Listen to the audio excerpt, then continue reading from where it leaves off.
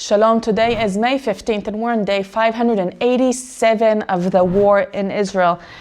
And we woke up to bad news that the woman that was shot last night in the West Bank on the way to deliver her fourth baby, she died. She died in the hospital after being severely injured. Hapigua b'Shomron, the terror attack in Samaria, which is in the West Bank of Israel.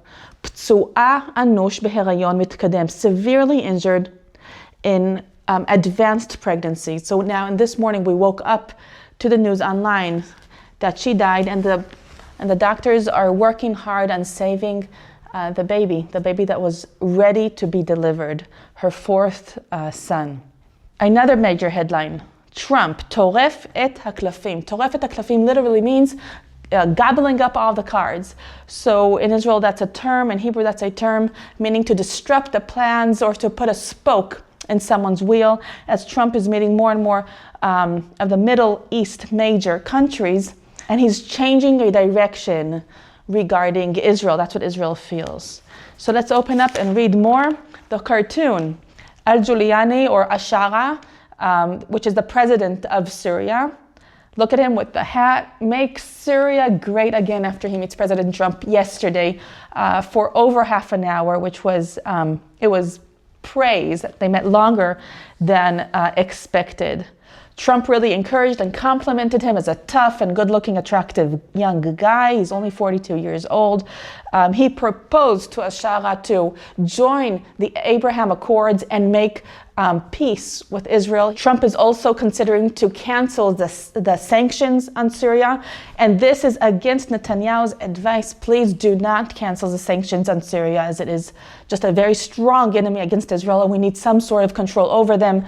So this is a change of direction of Trump, and this is not such good news for Israel. So here we see that it's major news here. Karov me'ei pam lekav hasiyum. This is an opinion article that Israel could have been close to the end line of this war and of bringing back the hostages, but Israel's missing the train. As you said, Trump is meeting all these Arab countries, and Israel is staying behind. Here on the left, the headline says, "Kach hafachnu mineches lenetel." This is how we've turned from being an asset to the United States to a burden, as we're not serving the United States' interest and not serving our interest as well, he's saying. We're working against ourselves, but we're dependent on the United States. Major article, Trump b'mizrach hatichon. Trump in the Middle East. The subheadline says the dramatic invitation to Syria to join the Abraham Accords. Also, the talks with Iran and the meetings that are supposed to happen today with the United Emirates. Here in the image, we see the historic meeting of Trump with MBS, Mohammed bin Salman, he's the ruler of Saudi Arabia, and El-Juliani or Ashara, he's the president of Syria today. Shinui kivun Amerikai, a change of American direction. Here are different quotes and explanations of the meetings. Down here, we see positive quotes of Trump following his visits. And he says, Al-Shichrur Hatufim, about the hostage release. He says, without us, America, the hostages in Gaza would probably be all dead. The Israelis are fighting, they get some credit, but my people get a lot more credit, deserve a lot more credit. Now about Ashara, the president of Syria, it says, "Hu mamash mufla v'energeti." He's really wonderful and energetic. He's a young man, he's attractive, he's a real leader with potential to do great things. About the Abraham Accords, which is peace in the Middle East, normalization with Israel. Trump says, "I told Ashara that I hope Syria will join the accords when things get stabilized," and he responded yes, he responded positively.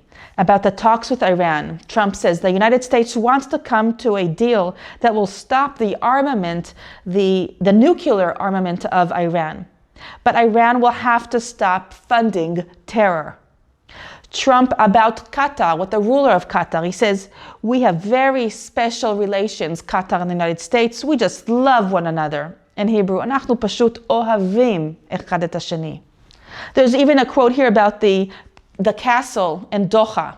Trump says, me as a contractor, I know how to realize the excellency and the quality of material that you've poured into this amazing construction, the castle. So why is this such big news? This is Trump and this is the Middle East, but Israel is right in the middle, and Israel is feeling left behind while Trump is having all these positive meetings with the countries and encouraging and quoting and complimenting all these Arab countries that we have a problem with, and they're an obstacle to Israel. Now to the next major news in Israel that Israel woke up to with a lot of grief and pain. And here, this is under the article, the headline, Israel b'milchama, Israel is at war. Isha beherayon vegever, a woman who's pregnant, vegever, and a man, nivtseu anush vekashe, was severely injured in a pigua yeri, in a shooting attack in Samaria, which is the west bank of Israel. Zirat pigua b'Shomron. It says here, this is the location of the terror attack in Samaria. This is at night, last night, a mother who's pregnant with her fourth son is driving to the hospital to deliver with her husband, and they were shot at by another car, shooting a few cars, but they hit this one. She died at the hospital while the doctors were trying to fight for her life, and now they're fighting for the baby's life that was rescued or delivered from her. Her husband now is doing better. He's considered light injured, but he was trying to stop her bleeding when she was hurt. Here's the woman. I just want to show you a picture of her. That's Tse'ela, the one who was killed. IDF forces immediately started a hunt and besieged the nearby Muslim village, which is Bulkin village. They besieged it, and they're looking after the attackers, the terrorists. Israel is worried because this is not the first terror attack in the last few weeks. It's just becoming more and more. It's increasing. These attacks are increasing. This is not Gaza. It's not the north. It's Judea and Samaria. So it's like another front. We just hope it's not going to, start and open another wave of attacks in Judea and Samaria. There's so much terror going on there, and the IDF is working so hard there to control the terror. And this time, yes, a woman died, and she left behind 3 children, a newborn that may survive, and an injured husband. Trump b'Mizrach HaTichon, more about Trump in the Middle East. This is specifically about Witkoff and the hostage release deal that he's trying to promote. B'Yisrael ma'arichim, Israel assesses that the chances for a breakthrough in the hostage release deal are low. And here's Witkoff in Qatar, actually, and it says, Mavoy Satum, a dead end.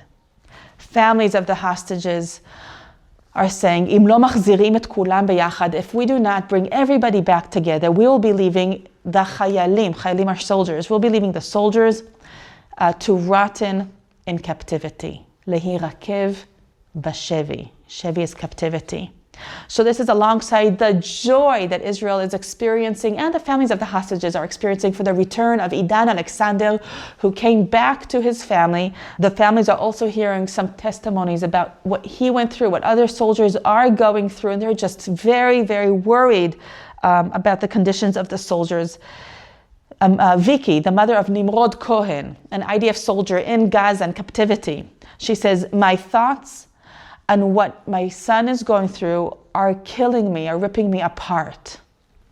Here's Vicky Cohen, the mother of Nimrod Cohen. He was kidnapped when he was 18 years old, and now he's already 20 years old.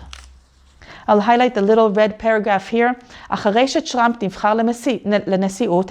was chosen to presidency, hu avar Idan leminhara meshudreget.